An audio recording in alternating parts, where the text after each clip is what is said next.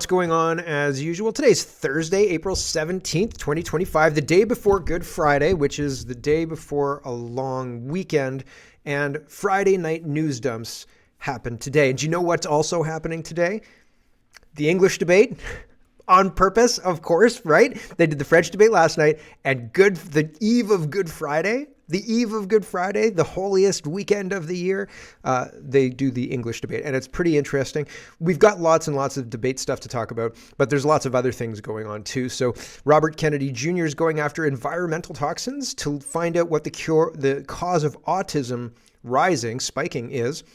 1 in 31 children in the United States born these days has autism, which is incredibly high.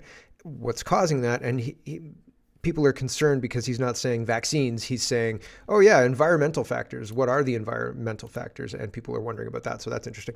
USA wanted under Biden to abolish the Second Amendment in the name of counterterrorism. That's the right to bear arms.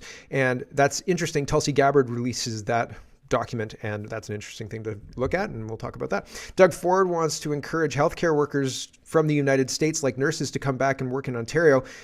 I don't think that's happening unless Ontario becomes the 51st state, Doug. It's not going to happen. The amount they make is about half, which is unbelievable. And I've got a nurse responding to Doug, telling him exactly the same thing. The debate went about how you'd expect, I think. Jagmeet refuses to answer questions from Rebel News. Carney just started. His whole defense is, I just got here. I'm just brand new in this job. I don't even know what I'm doing. But Polyev doesn't let him off the hook.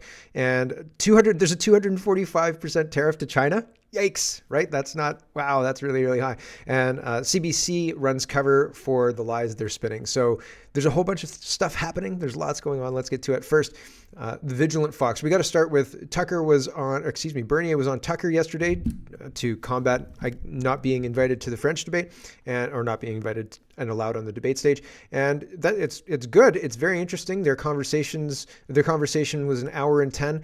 And people were saying that they found Mr. Bernier hard to understand. I really don't. And I don't share that problem. When I close my eyes, I can understand clearly. So I'm not reading the subscript. I can understand him, so I don't have an issue with that. But there's a couple of things I want to talk about before we get into the debate, but it all kind of relates. Everybody's just promoting their position. Bernier had an hour-long interview with Tucker to lay out his position, and the other guys were on a debate stage that, I don't know, medium viewership. Were a lot of people watching the 6 o'clock debate. Vigilant Fox says Maxim Bernier demands a full inquiry to expose the politicians behind Canada's COVID tyranny. While most leaders want to sweep the past under the rug, Bernier is doing the opposite, calling for justice. We need to have a real inquiry about everything that happened during COVID-19. He says he's not letting Canadian politicians or political elite off the hook. These people must be responsible. Here we go. But we need to have a real inquiry about everything that happened during COVID-19. These people must be responsible. And you're right. And now they are not. It's like they want to turn the page about what they did to us during the COVID hysteria. For them, that was okay. That was not okay. We had a Charter of Rights. They did not respect our Charter of Rights. But we need to have a real inquiry about everything that happened during COVID-19. That's just back to the beginning. These people. Sorry, my computer is, because of the streaming, it's a little bit more intensive on the CPU. It just hangs a little bit more. And I guess it's getting older, so I may have to replace it soon. Here's the Tucker Carlson overview for the interview if you're interested in that. And Maxime Bernier here, it's 30 seconds. He says, I explained to Tucker how the Trudeau-Carney Liberals have destroyed Canada economically, socially, and culturally. And this matters because I'm going to play the next thing I think is very, very interesting and important. So here is Bernier talking about liberal destruction socially, culturally, etc. Now that Trudeau is gone or sort of gone, what was that? Who was he working for, actually? I can tell you, Tucker, he was not working for us, for Canadians. He did destroy our country economically, socially, and culturally. What he did to us during COVID-19, that was an authoritarian government. I don't know if you remember that, but I did an interview with you after. Very well. Yeah, I was handcuffed and put in jail for non-crime just in the summer of 2021 because I was speaking about freedom in a park in Manitoba. Speaking about freedom in a park in Manitoba, Bernier was arrested. And so culturally, socially, that's a big shift from where we were in Canada. Somebody speaking about a park or freedom in a park in Manitoba wouldn't typically be arrested, even if there was a flu going on in Canada. Remember SARS 2003? My friends went to SARS Fest in Toronto and were stuck in the subway until like 3:30 in the morning. It took them forever to get home. I think they went out to Angels for breakfast when they rolled into Guelph around 7:30 or something like that. It was a mess of a day, but unbelievable stuff. This guy, it's long. It's 4 minutes, right? It's a little bit more than 4 minutes. I think it's worth it. So we're going to watch it. This guy breaks down the 4 stages of what we've been through and what's coming. And he gives it a name, and it's the name of today's show. So Inversion Matrix. He explains what's going on. Okay, so here we go. We're going to watch it. Buckle in. Here we go. Come closer. I've got something to tell you. Something is happening across the Western world. You can feel it on the streets, in the courts, at work, and online. It's not just political. It's not just cultural. It's psychological. A silent shift is underway, and it has a name. The Inversion Matrix. 5 sections. Section 1. The reversal begins. In this new system, the native becomes the intruder, the majority becomes the villain, and the truth becomes hate speech. The very people whose ancestors built these nations, who raised the families, tilled the land, and paid taxes, now find themselves apologizing for simply existing. How did this happen? Section 2. Psychological engineering and guilt programming. It began with psychological engineering. First, inject guilt programming, a constant stream of reminders about colonialism, slavery, privilege, and oppression. Then, flood the language with weaponized labels. Racist, transphobe, Islamophobe, far-right, each designed to shut down conversation, to train you, to self-censor, and to submit. This isn't about justice, it's about control through confusion. Section 3. The 2-tier system of compassion. Look around and you'll see it. As a matter of fact, I think that you know it already. Certain groups can gather publicly in the name of religion or pride. Others are fined, silenced, or arrested for praying silently. Crimes by one group are explained away as trauma, misunderstanding, or cultural norms. Same crime committed by someone else, instant outrage, national headlines, and cancellation. We've moved from equal rights to engineered imbalance, from justice for all to justice selectively applied. Section 4. Institutional capture. Every major institution in the Western world has been taken over by the same ideological virus. Schools no longer teach pride in culture, but shame in history. Police now investigate feelings, not felonies. Media filters truth through an ideological lens, where facts are problematic and narratives are sacred. Even churches and temples... We're going to watch that in just a second, with the CBC running cover for Jagmeet Singh against Rebel News and his refusal to answer questions. And the CBC, Rosemary Barton, gives a mealy-mouthed statement. Maybe I should go right to it, but she gives a mealy-mouthed statement to talking about how remains have been found across Canada, and she's implying that it remains of Indigenous people, children in the residential situation, but it's not true. And so it's incredible. Everything he says, I can think of an example off the top of my head. The uneven application of law. The black kid who killed the white kid in the United States was let out on a small bond, and the GoFundMe hit hundreds of thousands of dollars. He's renting a $500,000 home, and he bought himself a new car. So, and meanwhile, the family of the child that he murdered is out in the cold. Proverbially, they have a murdered child, funeral costs, all of the rest of that, and have to watch this like farce unfold. Right? It's just incredible what's going on. And this guy's articulating it just boom, boom, boom, boom, boom, and very interesting to me. Carrying on, we may not need to watch all of it, but are you not entertained? Temples now bow down to slogans instead of scripture. This is called institutional capture, and it's not accidental. Section 5 is the long game. Divide, demoralize, and replace. But why? Because a divided, guilt-ridden, and morally paralyzed society is easier to govern. Shatter its tradition, drown it in imported ideologies, redefine its language, and turn its people against themselves. This is what I'm keep trying to say. These are the true cracks to the matrix. The end goal?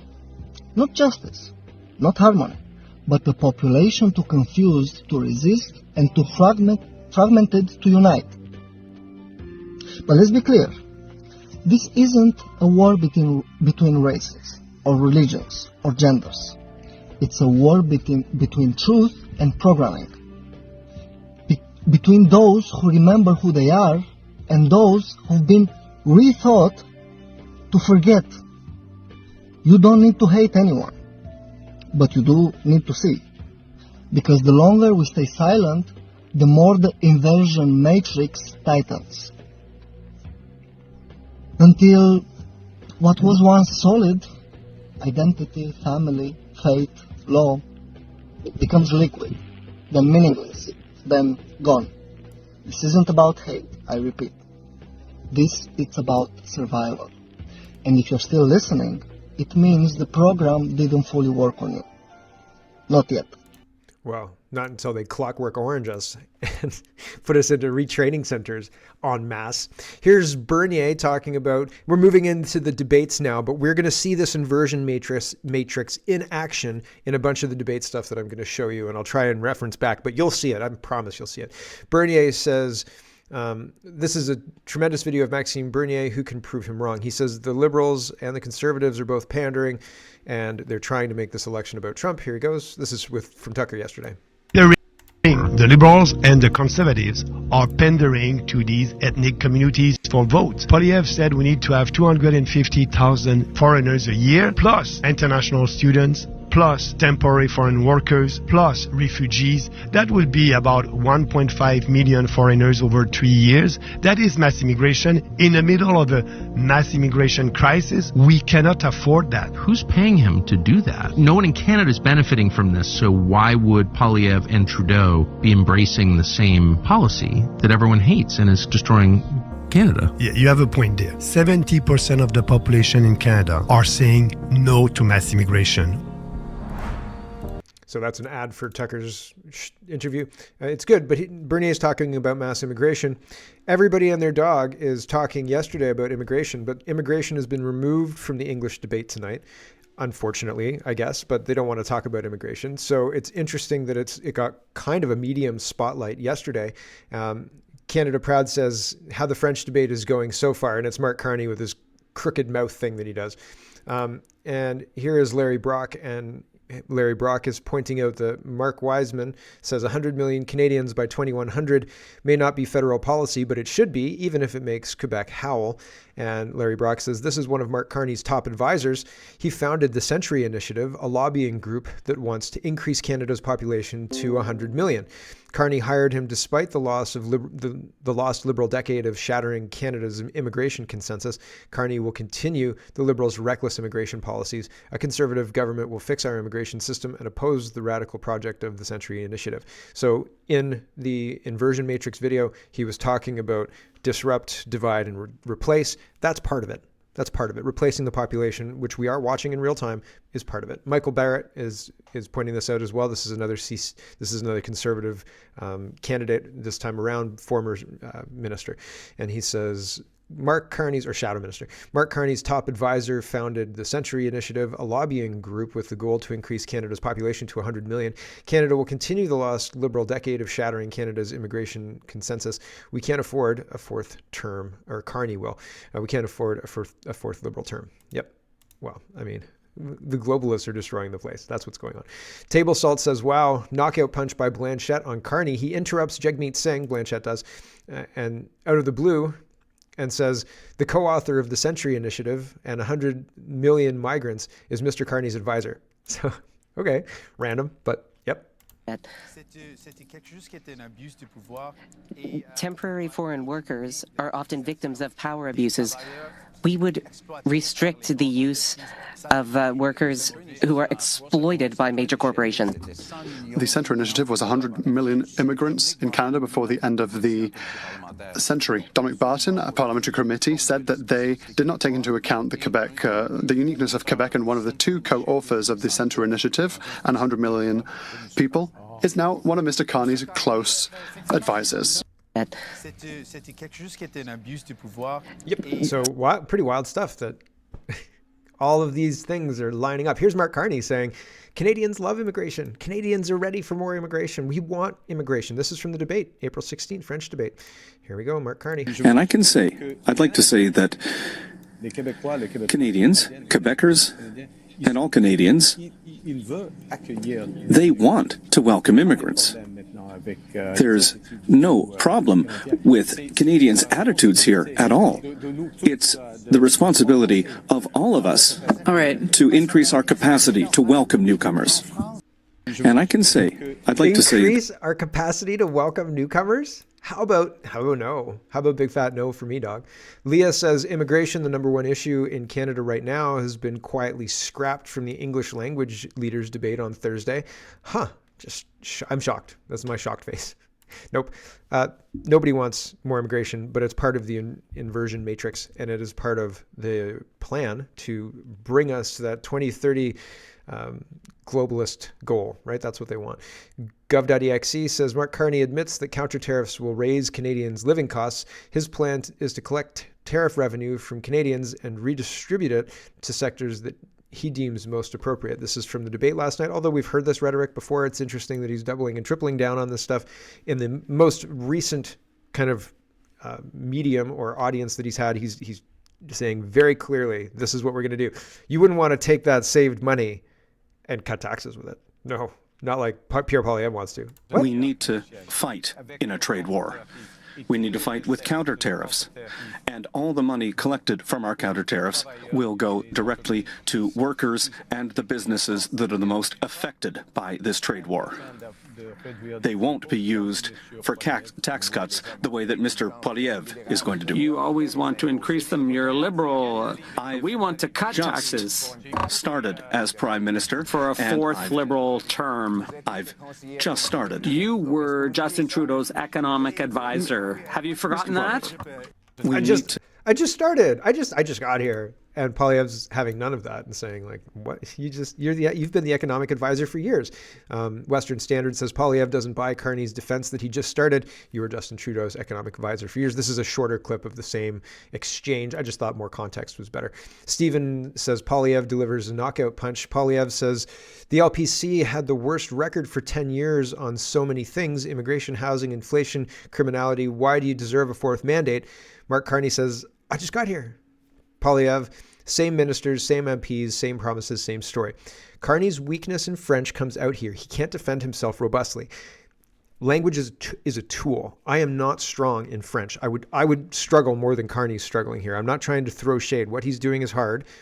Speaking two languages is hard. And I think learning a second language when you're an adult is hard. Like it's a hard thing to do. And it's a tool. Like if you have an axe, right? And the muscles that you need to use the axe aren't developed, you're not going to be as efficient at chopping that wood as somebody who's been doing it every day and boom, boom, boom, boom, boom, they can get it all done. Same with language. And so Carney sounds clumsy. Poilievre advantage because he doesn't sound clumsy and he can turn a phrase. He can say things quickly without having to think how to say it, just what he wants to evoke, and he can spit it out, right?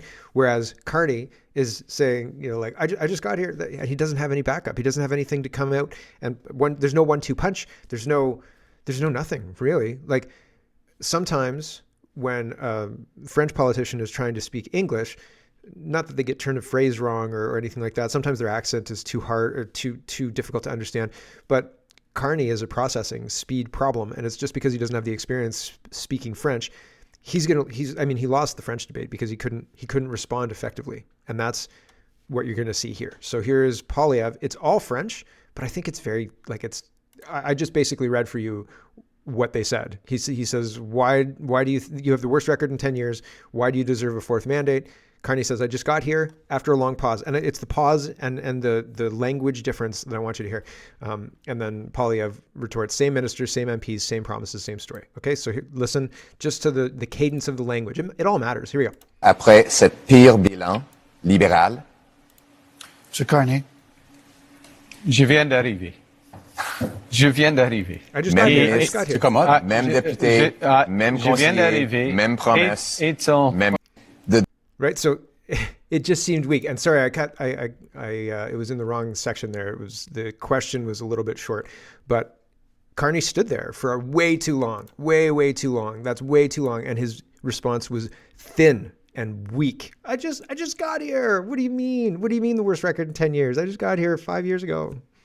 What? Table Salt says, debate night, Blanchette takes down Carney. You say you're a negotiator. Perhaps you're a negotiator in tax havens. Here's Blanchette delivering a blow. With the European Union. As Prime Minister, I met with the President of France and with the President of the European Commission. There's a lot to unpack in there, let's be honest. And perhaps it's right. You say that you're an expert in managing a crisis, but you say you're a negotiator, but, well, perhaps negotiating with tax havens. But when it comes to trade agreements, I haven't seen the proof. We apparently have to believe you with no political experience. And so I find it's kind of funny because people say we have to unite and work together. On the one hand, you have never spoken to me before this evening. You're not trying to figure out how to collaborate between equals, Quebec, Canada, Mexico, European partners. You're trying to score divisive points that only serves the United States of America. Right. Ooh. And if you listen to, I can't remember, Canadian Beaver, I can't remember the content producer's name. He was talking about there's lots of very close ties between Mark Carney, Elon Musk, Jared Kushner, Donald Trump, so on and so forth. There's some things there that are very, very tight, close, one circle, right? Like it seems like this is a Brookfield bailing out Kushner. That's closer to Trump than I like. But I don't necessarily think that's a boom, guaranteed direct tie from Carney to Trump. There's a step in between. And then all of the rest of it seem like step out. It seems like financial companies would invest in those kind of things anyway, right? Like it seems like not circumstantial, but if you run in those circles and these things seem like a good opportunity, then people are going to invest. He also correctly says that everybody was invested in SpaceX. They made lots of money, and now they're all investing in Stripe because the ceiling's higher than SpaceX. I think it was SpaceX. Maybe there was another one that he was talking about that everybody was invested in and they all made tons of money on it. And now they're all investing in Stripe because the ceiling's higher. And I think that, again, that is rational behavior. Like that is, if you look at something and you say, well, we have the potential to make 100 million here, but 4 billion here. We go with the 4 billion option. You know what I mean? Like, I think that's just a rational thing to do, right? So I'm not convinced that it's a slam dunk, but there are certainly ties that are closer than I like. And I think that there's things to be investigated and looked at. And I mean, like forensic accounting investigated more than public holdings can look at, I think.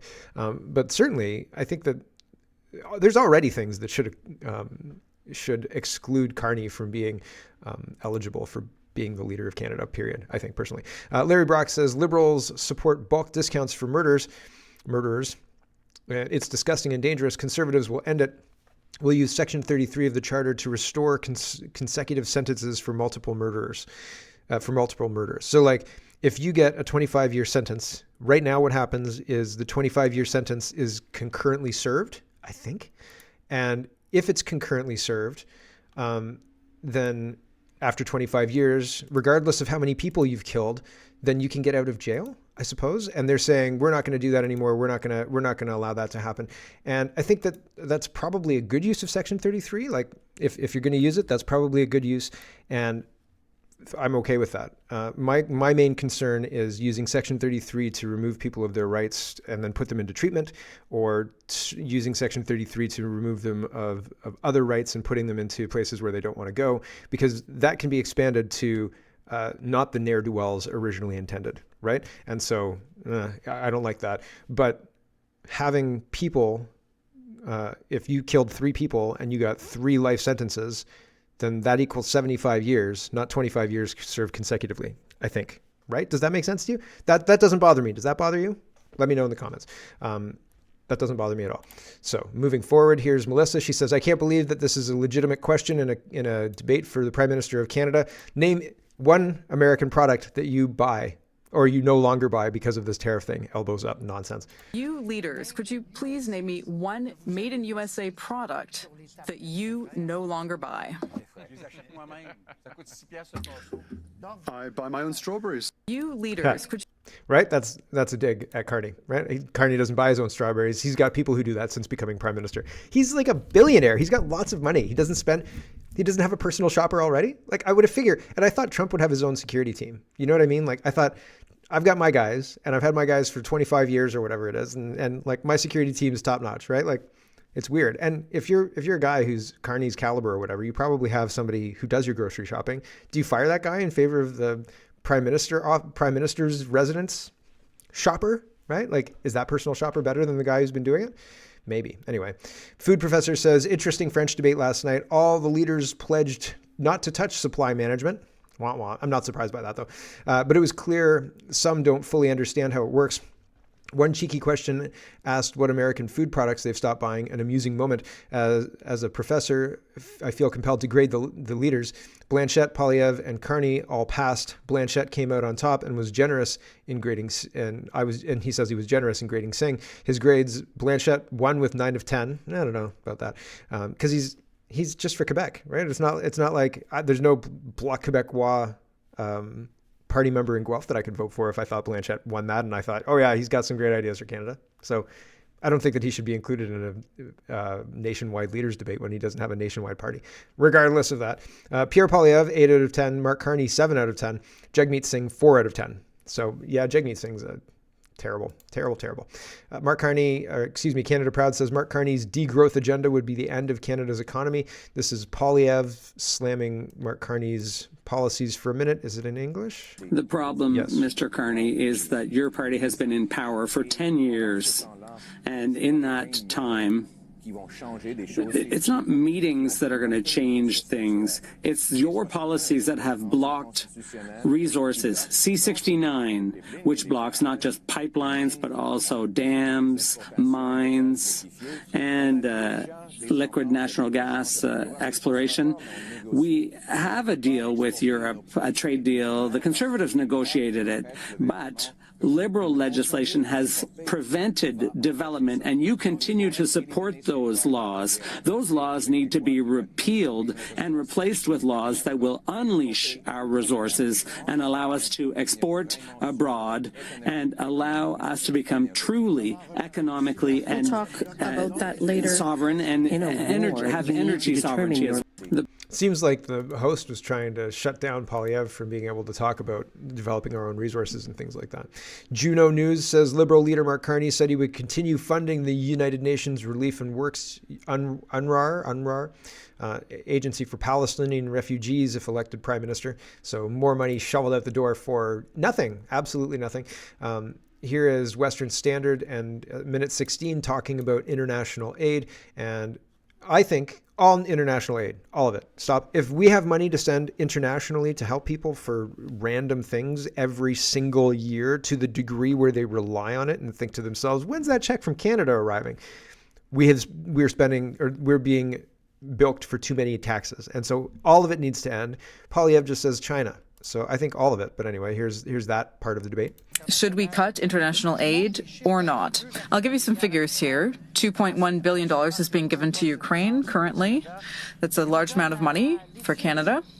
Ethiopia also. Haiti. There's a long list of other countries that we could have put up on the board. Mr. Poilievre, you've said that we need to cut international aid. What would you cut? Ukraine, Ethiopia, Haiti? No. I would start by cutting off China. The Liberal government gave $250 million to the Chinese Infrastructure Bank in order to build pipelines, highways, and other infrastructure to promote the expansion of Beijing's empire. I don't think that's a good use of taxpayer money. Also, we saw UNRWA the organization in the Gaza Strip that took part, or whose employees took part in the attacks of September 7th. So I don't think we should be funding that type of activity either. The aid we give should be directly to people in need and not through bureaucracies, multinational. We shouldn't be giving aid to anybody. And I mean, I don't mean that like, don't ever help anybody. I mean that like, we shouldn't be handing out money to other countries. If they need our help, then we could send food, we could send the military, blah, blah, blah, all that kind of stuff.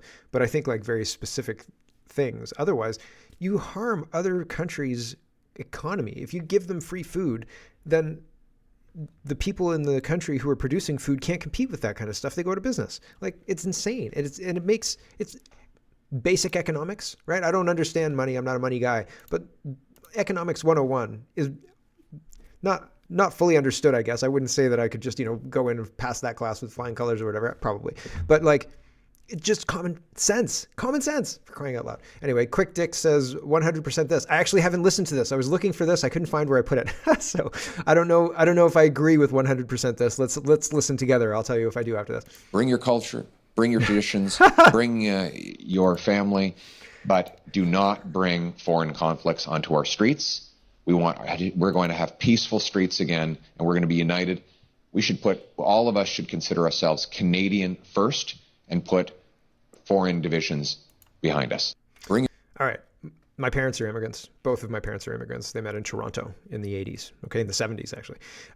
And so, like, I make a Greek banista that's a cheese pie, basically. It's cheese. It's feta cheese and butter is essentially what it is. It's great. It's ridiculously good. And I have no problem with baking and cooking and all the rest of that, all that kind of stuff, cultural stuff. I celebrate 2 Easters. We have the Orthodox Easter and the regular Easter. This year, they're on the same date. So I don't really have a huge problem with people celebrating their own stuff, but I don't demand, I don't ever, and I never thought to demand like Good Friday and Easter Monday off of the other Easter. Like, I wouldn't go to my job and be like, hey, my grandparents came from a different country. And while I was born in Canada and celebrate Easter gracefully here, I also want Friday and Monday off because of, this other cultural thing. Like, that's insane. And I think that the whole entitlement idea is insane. And I think that the idea that we should sit back and watch our country be completely wholesale replaced is insane. And I don't want a full replacement program to run for 10 years and then not have the leader of the opposition acknowledge what's happening and then say, oh, just come here. As long as you don't bring your wars, it's fine. No, have you been watching the Palestinian protests, which I think are funded through NGOs, through the government and things like that? I don't want any of that kind of stuff. What they're bringing is not compatible with our culture. And the fact that the conservative guy can't even say that, it's pretty wild. So I don't know. With regard to mass immigration, we need to stop it. With regard to immigration the way we used to have it, I think it was probably a trap that closed when Justin Trudeau was elected and they went all crazy on the immigration and things like that. It was a trap to get people used to it. Multiculturalism in the 1980s was a trap. There was a time I was probably on board with it, but we should repeal the multiculturalism laws in Canada, and we should probably try and fix the country, because it matters who's in the country. If you take and I played this video the other day, if you take a village from Italy and put it in Guelph, that Guelph Canadian city becomes Italian because the people matter, right? And so it's just an interesting thing that the conservative politicians not addressing this directly, right? It's kind of, bring your culture, just not the fighty stuff. Man, there's been a lot more that's happened, right? It's annoying. Lori Goldstein says, program note, mainstream media pundits that normally urge respect for our courts are shocked and outraged that Rebel News was allowed to attend Wednesday night's French language leaders debate because Rebel News wins court challenge after debate commission bars writers. So the debate commission said Rebel News couldn't come in, and then they sued or whatever they had to do, and they were allowed in. So there you go. Here is Stephen Taylor, and it's Jagmeet Singh refusing to answer Drea Humphrey's question. Here we go. Mr. Singh, Drea Humphrey with Rebel News. Your party takes great pride in standing against hate such as white supremacy, Islamophobia, and online. Sorry, I didn't get your outlet. Drea Humphrey with Rebel News. Okay. Your party. You know where I'm going to go with this, all right? Can I speak? Yeah, you can. I'm just going to say you know where I'm going to go with it, though. Your party takes pride in standing against hate such as white supremacy, Islamophobia, and online hate speech. Yet you stay silent about ongoing attacks against Christians, even after conservative MP Jamil Javani's order paper question revealed that over 200 churches have been targeted by arson and vandalism since claims of remains being discovered at former residential schools swept the nation in 2021. These claims have been disproven by bands that excavated and remain unproven by those that have not.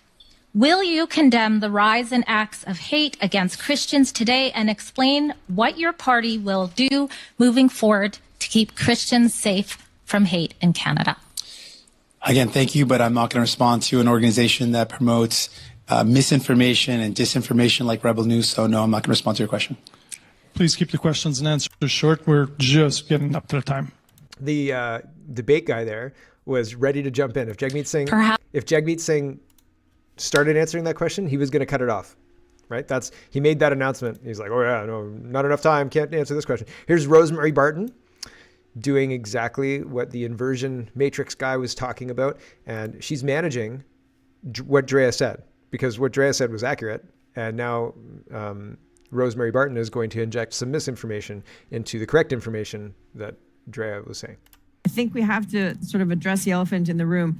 How are these people chosen to answer these questions? And I don't know if either one of you have an answer for that, but I think there will be people at home saying, some of these seem like odd questions. Some of them aren't getting answered. How come we've heard so often from this one particular outlet? Any idea what's going on there? There's three right-wing, very right-wing media, we can call them media, websites that are present in there. They get in line to ask a question like anybody else. Their accreditation has been approved by the Commission of Debates, and so they get the right to stand in line and ask a question that they choose to ask. In this case, you saw Mr. Singh, and this has been his position for some time, to refuse to answer questions. Rebel News in particular traffics in misinformation, facts, lack of facts, and as you heard in that question, which was misinformation and facts. Woven with some truth and some things that weren't true. Yes, there have been burnings of Christian Catholic churches. Yes, there have been remains of Indigenous children found in various places around the country, which she misrepresented. We'll see if Mr. Poilievre gets any questions from. Yes, there have been remains found, which she misrepresented. I'm sure there have been remains found, but there have not been remains found at excavated sites where they claimed mass graves exist. And so did you hear that from Rosemary? No? Yeah, that's by design. So she's spreading misinformation. Melissa says, Carney just said we're in the most serious crisis of our lives. Sorry, this was supposed to be a bit earlier. This is fear-mongering around Trump. The most serious crisis of our lives. Of our lives. We need to react with resounding, overwhelming strength. Yeah, right. I don't believe that he can respond with overwhelming strength. Here is Concerned Canadian. He says, good question. Send this to every liberal. Coal power stations in China, 1,161 in the United States, 204 in India, 285 in Canada, 8. Why is Canada the only one with a carbon tax? Good question. Here is Mark Carney. Here is Kian asking a question, and it's quite funny. And the woman behind Kian makes Kian look like he has long hair. And so I was laughing. I was giggling the whole time. Here we go. Just to follow up, if I may, your entire campaign does seem to be predicated on putting you in the front and hiding the people that stood in lockstep with Justin Trudeau for the last 10 years. You're kind of hoping that Canadians won't connect the dots, that the people standing behind you in your caucus walked in lockstep with him. Regardless of what you say right now, Stephen Guilbeault made the carbon tax's life work. The man that moved Paul Bernardo from a maximum security prison is now your chief of staff. I'm wondering how you reconcile this and how you can trust their judgment when they thought those ideas were good ideas. I'd say a couple things to that rather odd question. First is that the candidates in this election for the Liberal Party, I mean, you go and see when I make an announcement. I don't think I've seen you at any of them, but next time you can come. And you will see an announcement. I don't think I've seen you at any of them, but next time you can come. And you will see a wide range of the candidates that are there presenting themselves. So, for example... So when Carney said, I don't think I've seen you at any of them, Kian replied, you kicked me out. So... That's funny, right? Like, that's funny. Cosman says Mark Carney was completely stumped when True North's amazing Zoltan confronted him to ask if women deserve sex-based spaces. Here we go. Zoltan with True North. If you thought my friend's question was odd, you're going to love this one. I'm glad you self-assessed that. Okay. How many genders are there? There, in terms of sex, there are 2. Thank you. My follow-up question then. Do you believe that women, biological women, have the right to their own spaces? Their own sports, their own change rooms, their own prisons, their own homeless shelters? I think this is Canada, and that as a general objective, yes. But we work in where we value all Canadians for who they are, and we'll continue to do so. Thank you very much. That's a big fat pivot. Like, should women have bathrooms to themselves without men being able to just go in there whenever they want? Yes, but we value everybody for who they are. Thanks. Next question. What? That doesn't have anything to do with the question of access. Come on, man. Lisa says Westinghouse is owned by Brookfield, Liberal Heat Pumps Brookfield, Modular Homes Brookfield. Do Canadians see the pattern with Carney and Brookfield? Yet he wants us to believe there's no conflict of interest. And Steven says, fun fact, Westinghouse, pushed by Carney here, is owned by Brookfield. So he's saying, oh yeah, we've got solutions like my company here. We have big nuclear companies, including Westinghouse, Candu, and others. We have yes, and others that I don't own. Here is Dave Menzies. He's asking questions. Rebel News reporter Menzies asks Bloc leader about the hypocrisy of oil consumption in Quebec, only to receive a classic Bloc arrogance in return. Blanchette's just funny with his turn of phrase. Here's just a little bit of this. We won't listen to the whole thing. Here's David. Ms. Blanchette, since 1941, a pipeline has brought oil from Portland, Maine to Montreal. Over the years, it has brought hundreds of millions of barrels of oil, much of it from OPEC dictatorships. Why have you never, not even once, opposed OPEC conflict oil being imported through an aging pipeline? Why do you prefer OPEC conflict oil over Alberta ethical oil? I seem to believe that you already have the answer you want to write, so your question seems to contain the answer. I believe I am the one who authorized the change of direction in Enbridge 9B in 2013, which seems to prove that I'm not a fanatic against oil. But I believe that we've got to reduce our consumption of oil progressively, including from Alberta, because we are clearly being very expensive for every family in Quebec and Canada and destroying the whole planet. The denial of the reality of climate change since the beginning of this campaign and the change of heart of Mr. Carney, who decided to be more conservative than Mr. Poilievre, is very harmful for environment. Destroying the whole... Wild, right? So Blanchette is a globalist as far as the environment goes. Here's Juno News. A federal Liberal candidate admitted during a rural Ontario all candidates debate that she couldn't unequivocally say that her party would not reintroduce a consumer carbon tax.